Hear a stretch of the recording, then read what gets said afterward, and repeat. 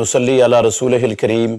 रोज़े के तरबियती बहुत से पहलुओं में से एक नहायत अहम पहलू ये भी है कि रोज़ेदार मुसलमान के अंदर इखलास, लिल्लाहियत और अल्लाह की रज़ा और खुशनुदी का तसव्वुर पैदा कर देता है, इसको मजबूत कर देता है इन चीज़ों को बंदे के अंदर।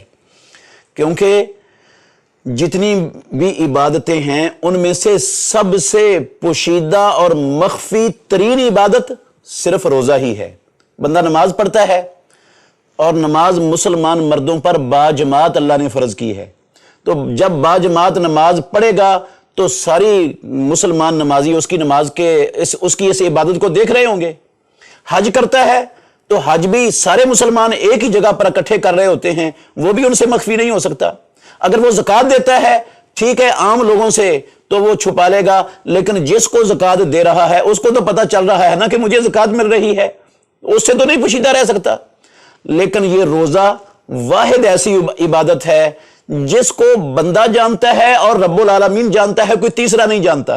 वो लोगों के साथ बैठकर खाए पिए, उनके साथ सैरी करे, इफ्तारी करे, लेकिन बीच में छुप कर, वो किसी कमरे में जाकर अलग होकर, लोगों की नजरों से ओझल होकर खा ले पी ले, किसी को क्या पता चलना है, सवाल ही पैदा नहीं होता किसी को पता चल जाए सवाए रब्बुल आलमीन के।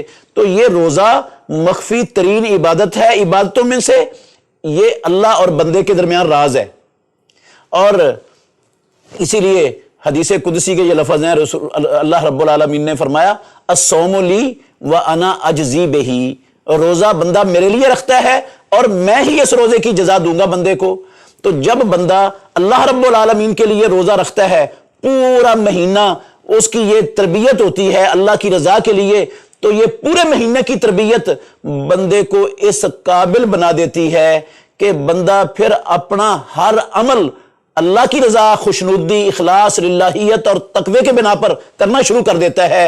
ये ज़बरदस्त तरबियती पहलू है रोज़े का, जो रब्बुल आलमीन इस रोज़े के ज़रिए अपने बंदों की तरबियत करना चाहते हैं। और मुसलमानों का, मेरे मोहतरम भाइयों, असल ज़ादेरा, सबसे बड़ा ज़ादेरा वो तकवा ही है।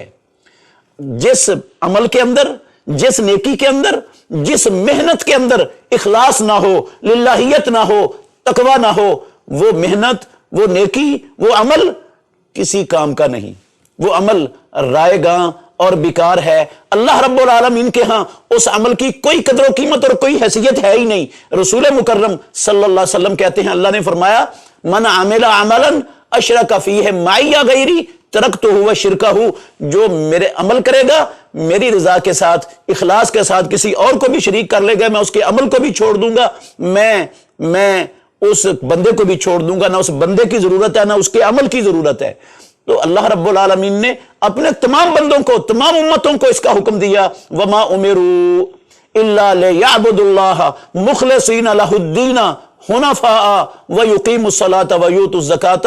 उनको यह हुक्म दिया था कि अपनी हर इबादत वो लिल्लाहियत की बुनियाद पर हो, इखलास की बुनियाद पर हो, रब की रजा और खुशनुदी की खातिर हो, और कोई मकसद और कोई नियत ना हो।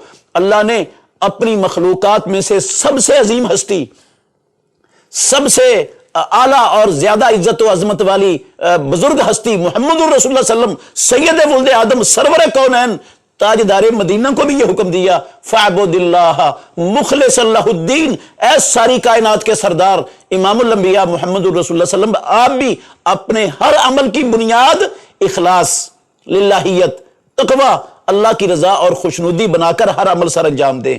तो ये असल ज़ादेरा है। इससे ही अल्लाह रब्बुल आलमीन के यहाँ जो है ना वो इबादात और नेकियां पजीराई इनको मिलेगी, काबिल कबूल होंगी, और इसी से हम हमारे लिए नजात का जरिया बनेंगी और कामयाबी का रास्ता निकलेगा।